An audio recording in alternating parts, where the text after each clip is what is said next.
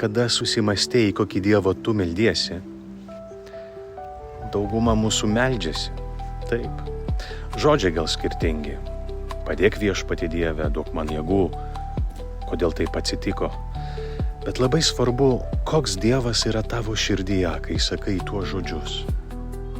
Vieniems jis tolimas, kitiems dėja kaip teisėjas. Dar kiti jaučiasi, kad Dievui jie nerūpi.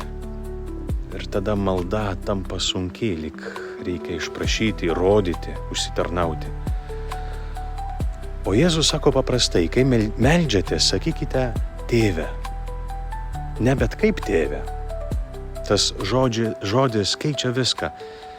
Ne tas griežtas ar tylintis tėvas iš vaikystės, o tėvas, kuris pažįsta tavo širdį, kurio meilė kvėpuoja Evangeliją. Jis žino, ko tau reikia. Jis neskaičiuoja klaidų, jis džiaugiasi, kai grįžti. Jis nori tau duoti karalystę.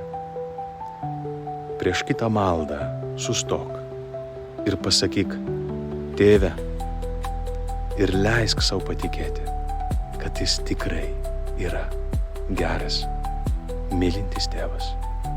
Ir tada malda tampa ne vien tik prašymu, bet vieta, kur tu pasitiki. Pasitiki juo. Geros dienos.